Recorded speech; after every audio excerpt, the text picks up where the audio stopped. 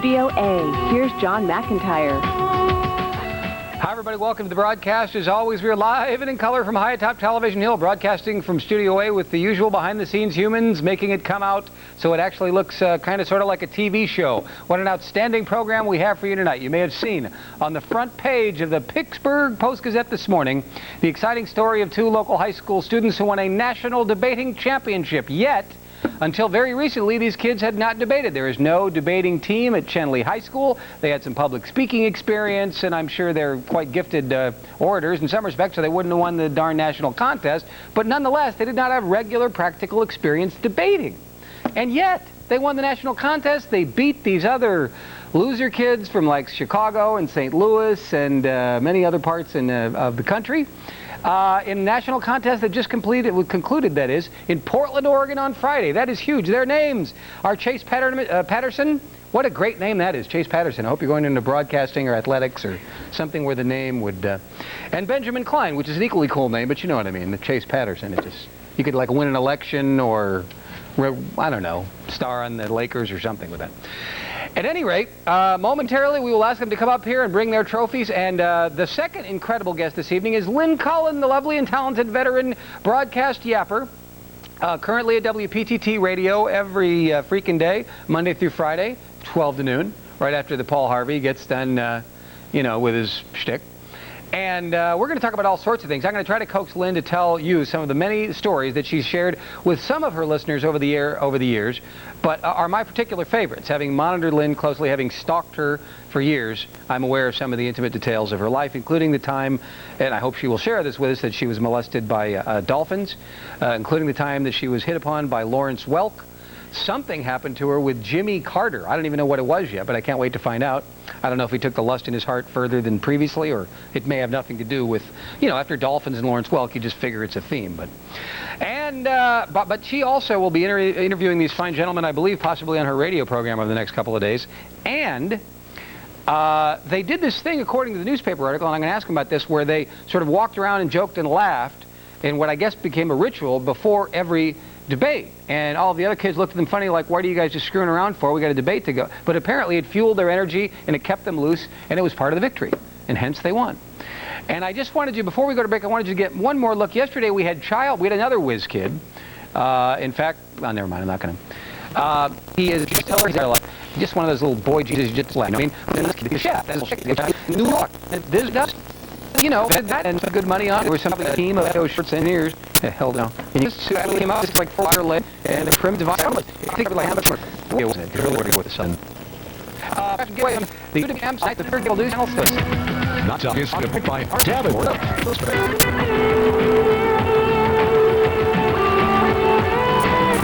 I'd like to thank Richard Suffolk, Lester, and the NightTalk on the desk here. It's a night flight that people like to do a little, you know, shadowing with, and that was actually gone last night because nobody knows what the hell they're doing around here. Secondly, I'd like to thank Bo of Pittsburgh Limousine for transporting our first two guests here via Pittsburgh Limousine.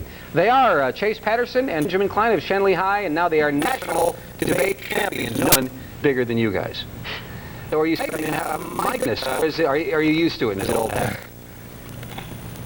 Just a little excited. I mean, now that we're, you know, realizing that we've won, it's kind of different, you know. It's a lot different than it was the first day that won, I think. Oh yeah, it's unbelievable. Right now we're coming home and we're seeing people and people congratulating us, and we're really discovering that we're national champions here, and it's a great feeling. Yeah. There is no correct debate team, Shenley? No. Right. There isn't one. So, did you guys go out there so loose and you thought you had nothing to lose, that was part of the secret to your success? Yeah. I mean, we went out there knowing that we could either win or lose, but no matter what, we would have a good time. You know, Portland, one lifetime. Portland, Oregon, right? Yeah. And you had low expectations. People might have had low expectations for you. In other words, if you did even fairly well, people would say, hey, how about that? They did all that. And exactly. We came up with teams who had years of debate experience, seniors, juniors, and, you know, we came in there knowing we're going to try the best we can do, and fortunately we did. That was just in Pittsburgh.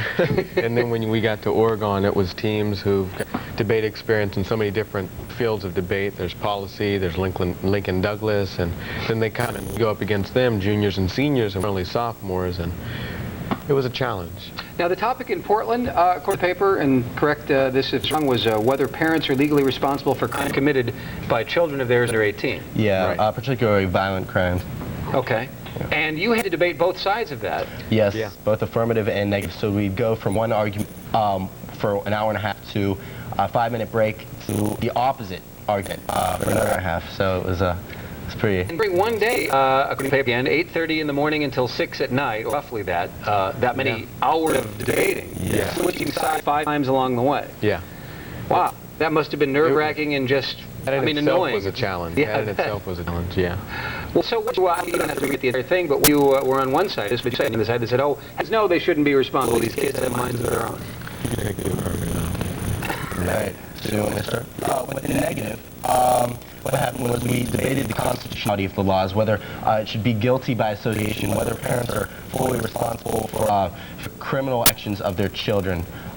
We also talked about whether working in states already, there's currently parental responsibility legislation. Even in Pittsburgh, Pennsylvania, there is some. And we talked about how it wasn't working and it wasn't acting as a deterrent against juvenile violence and crime. And then what did you say on the other side? On the negative, we used that, I'm sorry, on the no, the negative. On the negative, we use and say that the laws were discriminatory to the minorities. We would bring in statistics that show that 70% of all juvenile violent crime offenders come from urban areas, single-parent families. We would also use different cases where teens have killed other teens and killed people. And, we would say, this shouldn't have to happen anymore. Parents are responsible for so much. Should stop at feeding, clothing, and housing their child. And when were you presented the topic, and how much, if any, opportunity did you have to? Well, we were first presented with the topic back here in Pittsburgh. We competed locally out of, I think, six schools, all public schools, and about 14 teams, same topic. We had months to research that, and then a month and a half later, we went to Portland, Oregon, and 7 selected cities nationally, where we addressed the same topic and competed there. Were you surprised that you won? Did you feel like you had a shot, or did you look at these people and say, "Hey, these guys might be better"? Well, we kind of went there to underestimate anyone, but we went into some debates knowing that we won and also knowing that we lost. But we would have never expected to beat the team that beat. They were undefeated in LA. They also went undefeated in Oregon. So it was a challenge itself to even get close to beating them. And we were very surprised when we did. So and the contest lasted one full day or a couple full days? A couple full days. Okay. It started Wednesday night, lasting all day Thursday and all day Friday. And did you have this rule described in the article as well, in which you would joke and sing and laugh and dance, and it said like, what did you do? I mean, are you able to recreate that for us here on TV? I don't know if we can start singing for you guys. Sure you can. But, no. No?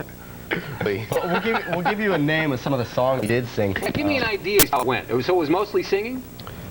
Singing, dancing, jumping, laughing, joking. Everything that would take your mind off of the debate, get you in, a positive spirit, going in there with a smile on your face and, ready for anything that would come your way, but still a happy person all Exactly. the time. Just take our mind off this debate issue and just enjoy it. Take a second to actually. Right. What songs were you singing?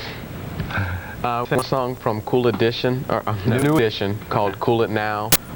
Sang some James Brown. I Feel Good. That's good. Yeah. You don't want to do that though now, a little bit. Please. People might get scared here. All right, let me take a break. We have a caller if you have any questions through your PCNC for our 2 national champion debaters. Back in a moment on Night Talk. Stay with us. Night Talk is sponsored in part by Highfield Open MRI, the strongest open magnet in Pittsburgh.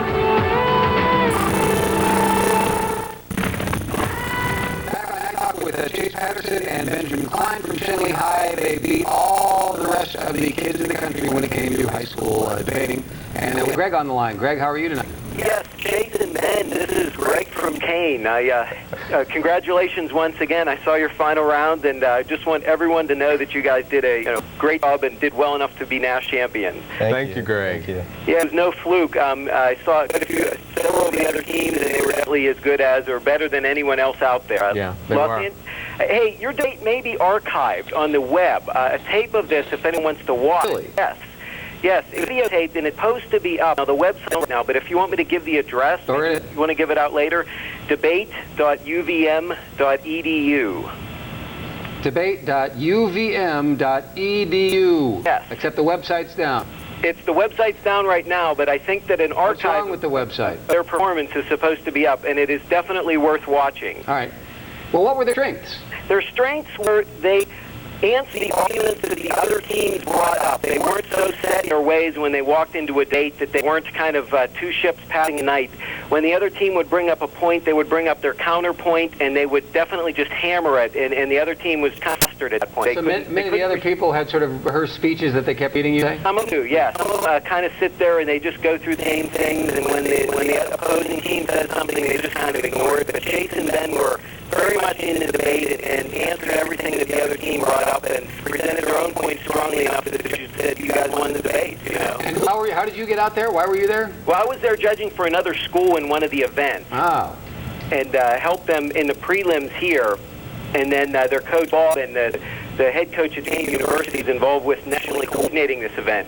We're very helpful. But Chase and Ben really took over with all the help that they got and just made it their own and just ran it all the way up to the top. They did a great job. Guys, you guys deserve to be national champions. Thank you. I think it was the tangerine and the chocolate.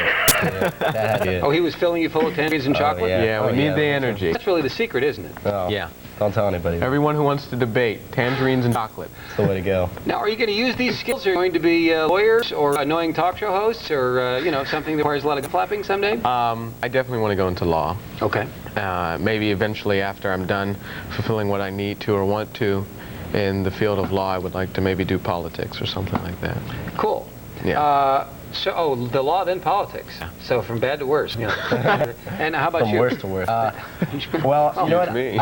I honestly don't know. I'm looking at law. I'm looking at business, finance, consulting. I'm trying to open myself to everything I can right now and just go on the road that I think is best for me. All right, so you're not going to pin anything down at this moment in time? No.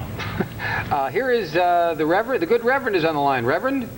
Hello, good. How are you? How are you?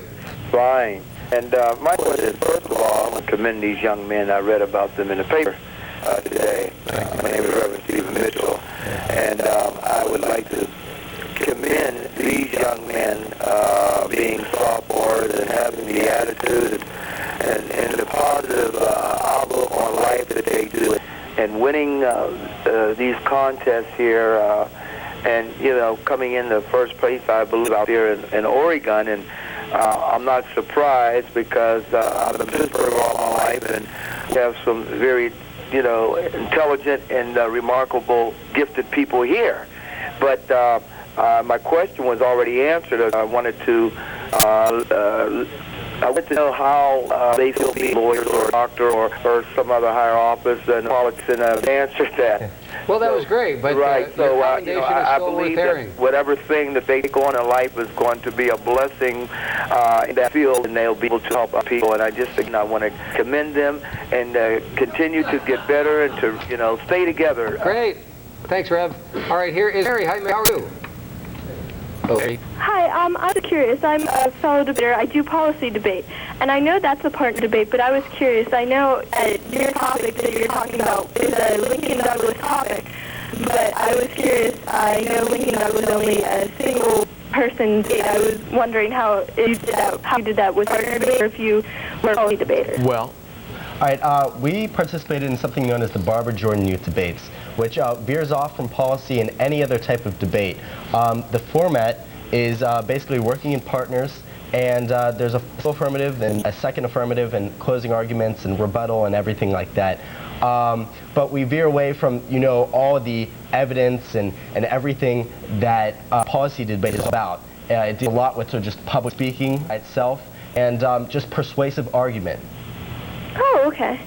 Okay. Well, So you're a Lincoln Douglas debater? No, I'm a policy debater. You're a policy debater, but still you have some experience debating?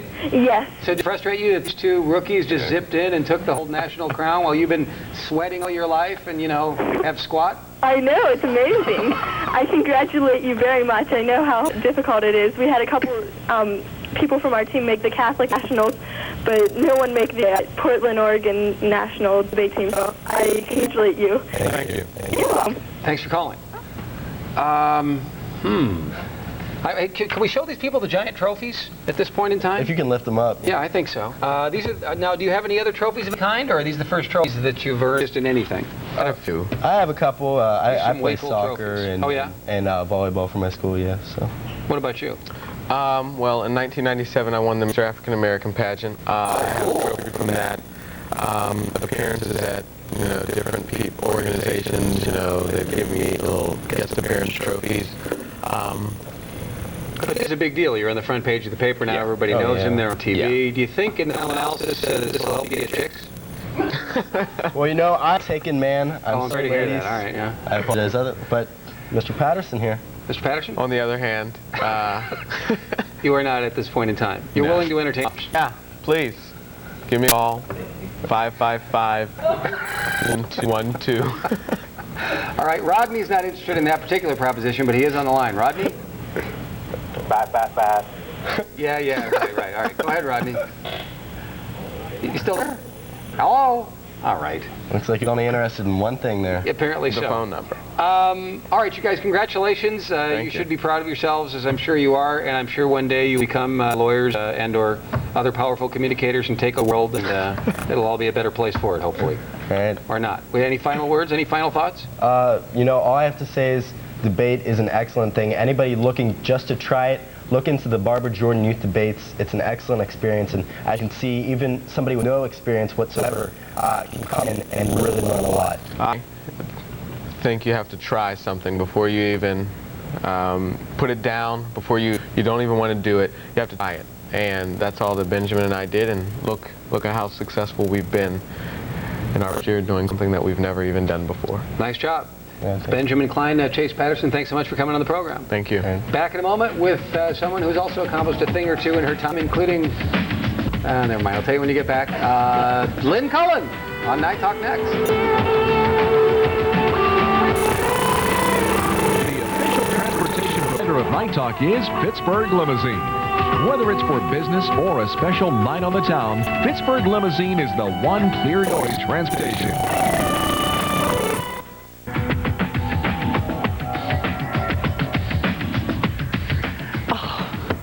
Back on Night Talk with the lovely and talented and legendary, I might add, WPTT star performer noon to 3 every day, Lynn Cullen. Welcome. Welcome. Now, why don't you want to talk about any of, like, the Dolphins molesting you or Lawrenceville kidding on you? It's not that I don't. It's just that I can see, I know you, and I can see a theme building here. But the summertime is the time for lighter conversation. We can talk about the death penalty. In fact, tomorrow night I'm talking about the death penalty. Every story you've come up with, it has to do with essentially a sexual assault on my person. I did not know the Jimmy Carter story was part of that. Well, that was more of a sexual assault on his person. Well, I can't wait to hear that. But can we start with the, and by the way, you can ask about anything at 333 PCNC. Like Fifth and Fourth, any we real could talk issues. about. Yeah, but Al Gore. Let's go with the Dolphins. What happened with you and Dolphins? How did you become intimate with a dolphin? I understand there's an update on the story. Just by virtue of you having said that, you ruined the story. Okay? Yes. I didn't realize that. No. I haven't ruined it. The story builds. I'm talking about swimming with nobody knows there's anything about intimacy. All right, you already blew the punchline, so I have to leave it alone. They just tuned it in right now. You know, they flip back and forth. They're going to Larry King. They see Larry Hagman and that other real old woman who used to be on that show. They come back to Night Talk. Boom. Lynn, welcome. Thank you, John. So, have you ever had any experience with dolphins? Well, amazingly, when people used to say, what animal do you want to be? Like the Barbara Walters question, what train, whichever. I always did say a dolphin. And I'm not alone there. That's hardly an original answer because it's not too far away from human. We're told they're bright, that they communicate. Right. Not really something like that. Flipper, and they seem, they're altruistic, and all this kind of, there's this mythology around them. So I always said I wanted to, be a dolphin or swim with dolphins. And lo and behold, the promotion director at Channel 4 at the time said, Lynn, I got a great idea for a promotion. We'll put you in the tank at the zoo with that dolphin there, Chuckles. Mm-hmm. What an unfortunate name for a glorious creature. Really? Yeah. Sounds like a clown. Yeah. And you swim around, we'll do this. Anyway, so they stuck me in one of those black rubberized wetsuits and threw me in the pool with Chuckles. Yeah, this like 6 foot. Yeah, they're big animals. Fish, not a fish. It's a mammal. Mammal. Big mammals. Mammal. Yeah. It smells like a fish. frightening when you're in there by yourself with a dolphin. Sure it is. It's out of control. It's weird. It's a well, big it's thing. strange. It's another, whatever. So I touched, and it was amazing what they feel like. The tactile sensation alone was worth it. Okay. Wow. It's like, do you want me to try to describe it? Sure. Well, it's unbelievably soft, and there's a sense of firmness underneath. So it's sort of like a classic bottom kind of thing. You know what I mean? Just, ooh, you just can't take your hands off it. Yeah. So once I had my hands on it, couldn't take my hands off it. So I was petting him and saying hi. He seemed happy. I was thrilled. He starts swimming. I hang on. Mm-hmm. And I'm swimming around on his back. We're like going. I'm screaming in delight and joy. Is this like riding a horse, kind of, sort of? If you were bent no, over? I was no. I wasn't. I wasn't straddling straddling him. No, I was just sort of had my arms around him. Okay. Was to the side of him. Okay. You know. Like Annie Oakley. I don't know, everything but the 6-shooters. Meanwhile, the photographer who's supposed to be shooting all of this is a nervous wreck. He keeps leaping out of the pond, out of the pool. And I kept saying, Terry, get this. This is incredible. Get it, get it. I don't know. I don't think that fish, kept calling him a fish. I don't think that fish likes me.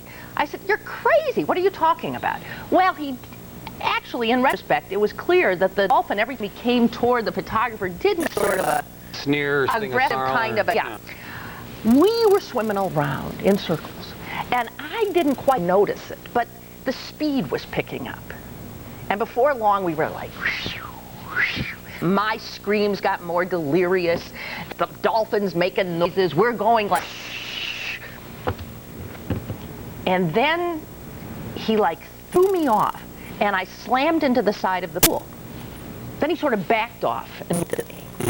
And then he came toward me. He came at me. And this is the part I loathe to discuss on the air. Well, he came at you and started humping you, essentially. No. Well, I thought the point of the story. I'm with my back against the, right. like this. Yeah. Have you ever seen the dolphin? It's an Amazon Not this River particular dolphin. one, no. It's not like a bottlenose. He has a nose that looks like a long sword. Okay. Let's just say that nose ended up sort of between my knees. Oh, with the nose. And he began to move his head from side to side like this. Yeah. And with each swat of that nose, my leg would go this way, then my leg would go this way. And I was being pummeled in a strange manner, and I didn't know what was happening, but whatever was happening seemed very aggressive all of a sudden and a little unclear. And the next thing I knew, I was there, and the guy who headed the Aqua Zoo, it was called at the time, come and run over and grab me under my arms and pulled me out of the pool, and I came to plop on my black rubber bottom. And then I said, what the heck? What's that? And he said, I was getting a little concerned. If you will note, Chuckles is a bit excited. And he was.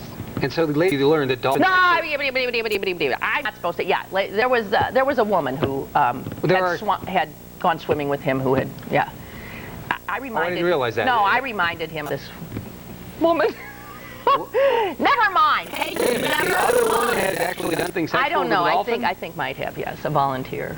But trying in some sort of noble do-gooder animal misguided way? Exactly. Because he had been without his mate for like 2 decades. He'd been taken out of the Amazon with a mate. They're monogamous. She had died shortly after they came to Pittsburgh. This poor beast was alone. He is still alone. So I can understand we're some misguided. Okay. Well, I really enjoy. I think it's a great story. I only said, and I hesitate to use the expression, but for lack of a better term, humping, because I once went swimming with dolphins at a little place in Key, not Key West, but one of the Middle Keys, Marathon. And my girlfriend at the time was with me, and the dolphin actually did that to her. Got interested in her. Yeah, but I mean with a bottom motion. Yeah. What's that animated cartoon on Fox with the redneck family?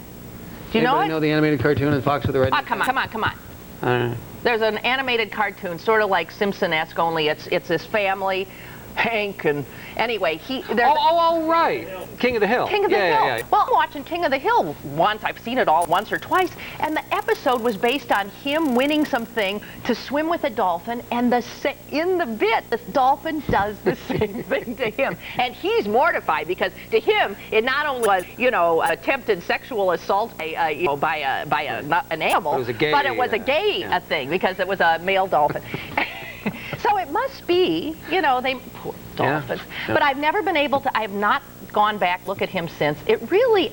Oh, I thought you did. I thought there was an update on that. No. You didn't go back to look at the dolphin? No. But I want to see him. He now has this new wonderful home in the aquarium they've just built. Okay. So I'm sure he's happier. That's got to be a beautiful place for him. But it's been 15 years, and I'm really depressed. I mean, it saddened me so about him. Oh, that he was that flipped out because his dolphin spouse and I smelled like fish for 24. I could not get this smell of fish off me. It was.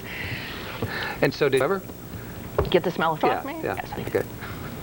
All right, let's take a break. Well, was that much to do about that? I didn't got Did you like the story? Yeah, right. Coming up, the story of how Lawrence Welk, an American icon and seemingly wholesome guy. Well, this I don't mind telling. On Lynn because he is a dirty old man. Dead now. He was a dirty old man. Smells like fish. All right, stay with us. Back in a moment. The official transportation provider of Night Talk is Pittsburgh Limousine, the one choice in transportation.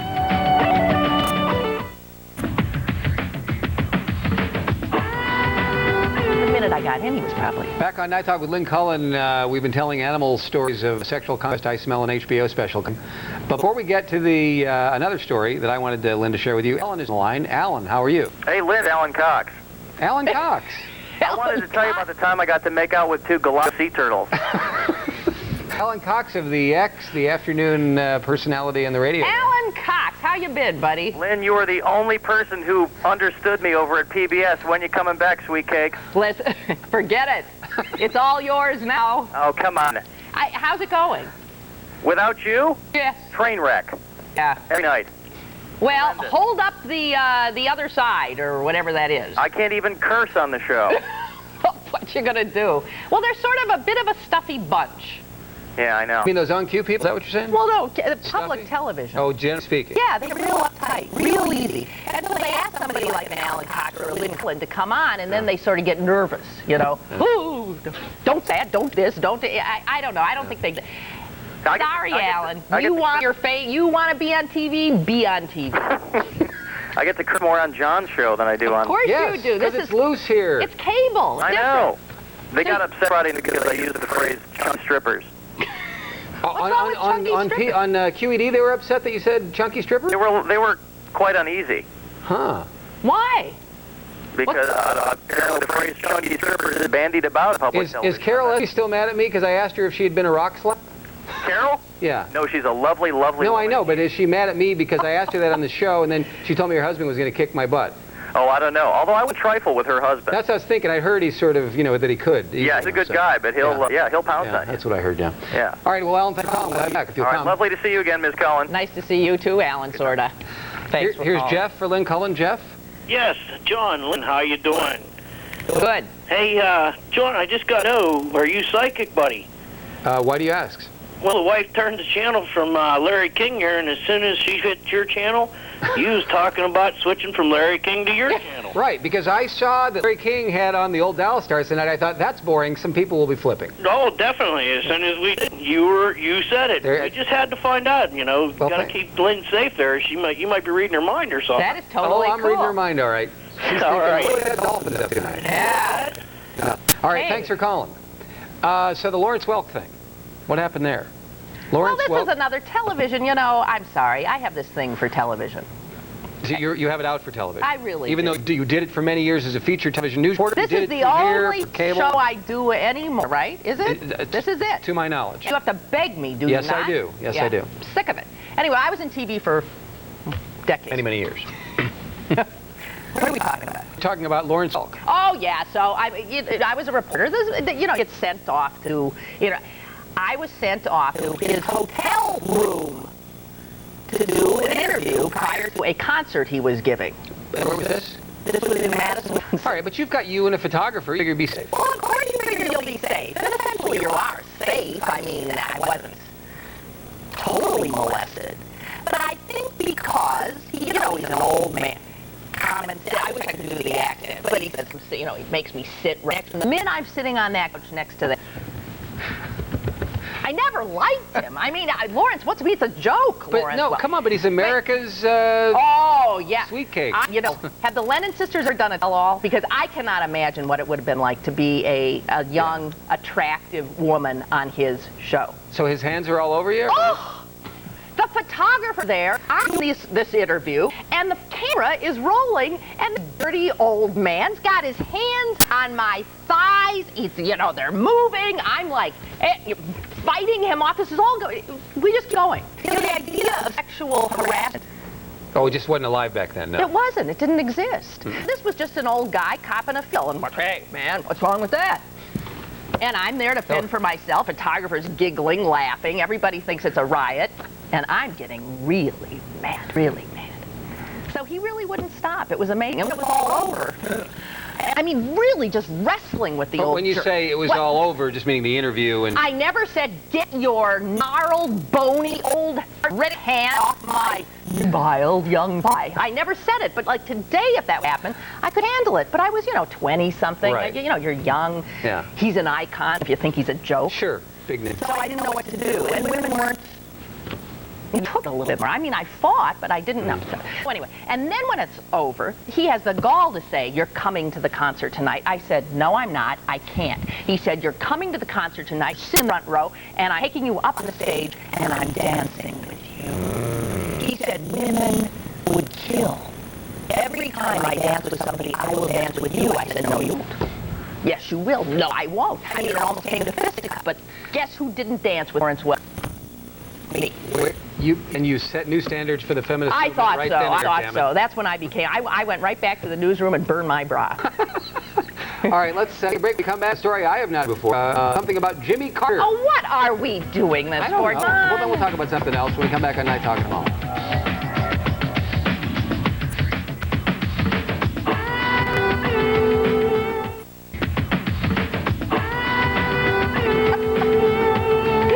Back on Night Talk with Lynn, Cullen. It's story time tonight, sharing some of the stories that, some of the tales that result from happenings in her long career as a TV journalist and now talk show yapper of both radio and television. Can I, instead of telling you, before I tell you Jimmy Carter's story, can I tell you a story? Because these are all stories from Wisconsin. Because, no one can get upset. It's like, you know what I mean? Sure. Like, once you leave a place, then it's fair game. Absolutely. You can finally tell the truth. But there's a story that happened at Channel 4 here that I think is the funniest. Okay. You try to squeeze in the Carter story at the end. I'll do it real fast. So I'm watching the end of their news. There's a story, a kicker story at the end of the news. Yeah, some animal story or funny. Whatever, something they think is funny. Yeah. Sally Wiggins doing it, and I'm sitting at home listening to this and thinking, I cannot believe they chose this story. The story went something like this, and she did it with a straight face. Good news tonight for women who suffer from yeast infections. I thought, you've got to be kidding. Scientists have discovered that, I guess, if you stick your panties in a microwave and, put it on high for 30 seconds or something, bang-o, no more yeast infection. I'm looking at that and thinking, what? And then, good night, Joe, good night, this and that, and blah, they're gone. I find later that, it took about 2 minutes, 3 minutes. Every phone in the newsroom starts ringing off the hook. All over the tri-state area, apparently like automatons. Women, upon hearing this news, had risen from their chairs, gone off to their bedrooms, accessed their underwear drawer, pulled their panties out, gone back to the kitchen, opened the microwave, stuck them in, slammed the door, put it on, immolated all over. They were blowing up left and right. Some people are calling the station. I just blew up all my underwear, and Sally Wiggins said and it turned out that, how TV is. You have a little 15 seconds to do the story. So you have to edit. What they edited out was one word. Cotton. Oh, cotton panties. Yes, because the others are made out of petrochemical derivatives. Well, don't you think that's funny? It says something about TV. People just listen to it and believe it. And I'm telling you, and I don't care if David Johnson's just walking in the room. Don't believe a word they say. David, have you ever nuked your underwear in the microwave? Have you ever nuked? No. Have you ever told people to nuke their underwear in the microwave? You can believe it, absolutely. Okay, so when I was a lonely reporter Carter was flying in. He was running for president. He was Governor Carter at the time, but in 4 months he would be the president of the United States. So maybe 75, or roughly? 76. 76. Well, I was just thinking his campaign. Yeah, but no, you're right. It was 76. Okay. And we were kept back. He was going to just come off the plane at the airport, say a few words, get on the plane, and fly off to bigger cities. He was only going to literally leave the plane again. And we were held behind barbed wire fence. Are you nervous because I have 2 seconds? You know, you could tell me. No, we've got like 3 or 4 minutes. You're starting to twitch. I should probably get too much caffeine. Okay. So anyway, there were guards and all of the assembled, press were there.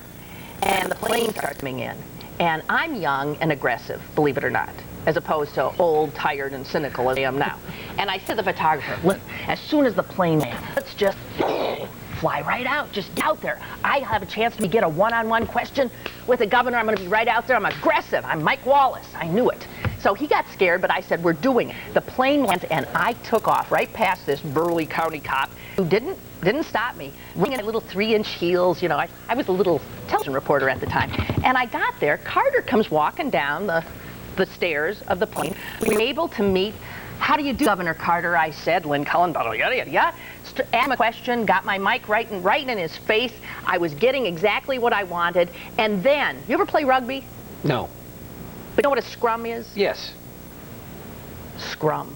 He scrummed you right then and there? Well, turns out, excuse me, turns out that after I had taken off, of course, all the others, monkey see, monkey do, were not far behind me. Also, a press plane carrying the National Press Corps had landed as well. They had all come off. And while I'm talking to Carter, we were all of a sudden enveloped by the other reporters. Right? Right. You've seen that scene. Yeah. Photographers, reporters. Jimmy Carter, it turns out, is shorter than I, especially if I'm wearing 3-inch heels. I would say the top of his head is about there. Okay? So, we were being smashed into each other, sort of. Right. So, I'm like this, and Jimmy Carter's top of his, hair is like starting to head up my nostrils. And I am in a difficult position. Yeah. To say the least. Right? You don't want to snort Jimmy Carter's dandruff right then and there. It was just embarrassing. Yeah. Also, for all of the reporters and photographers behind me, it was most annoying because they could not see the future president of the United States. They could only see the back of this local reporter's head, who was towering over him. I don't know where it came from, but a large hand got placed on my head and pushed down.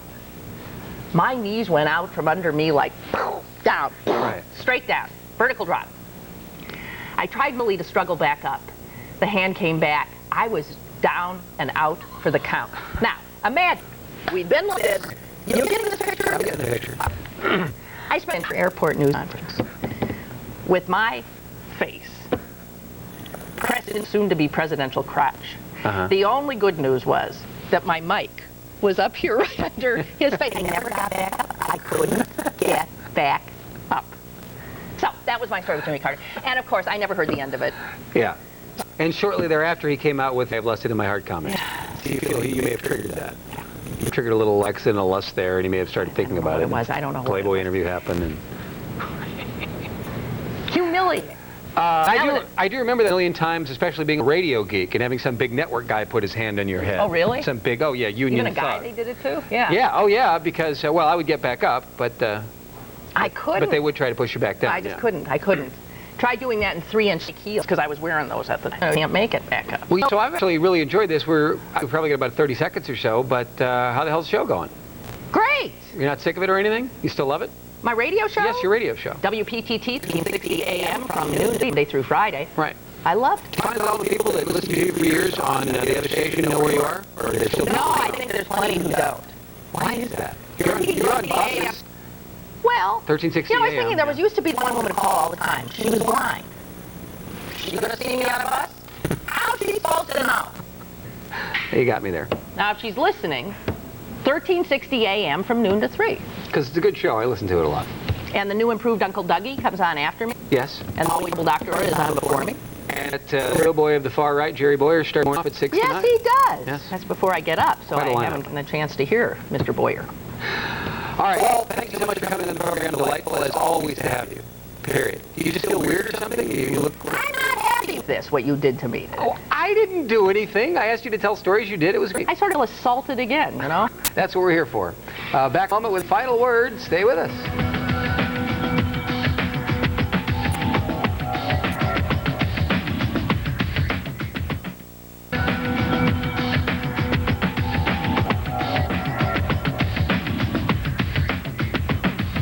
Hey, David, have you ever... We were just talking about how Lawrence Welk was hitting Cullen at one point. Have you ever heard Dennis Lawrence Welk?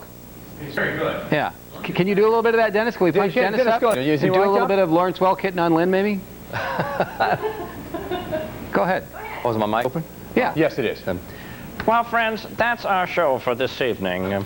Thank you so very much for joining us. We'll be back next week with all of your favorite St. Valentine's Day songs. Till then, keep a smile on your face and a song in your heart. Good night. That's Which huge. has nothing to do with Melissa Lynn, but... Well, yeah. Good night. See you tomorrow. We'll talk about the death penalty and somebody who doesn't like the Promise Keepers.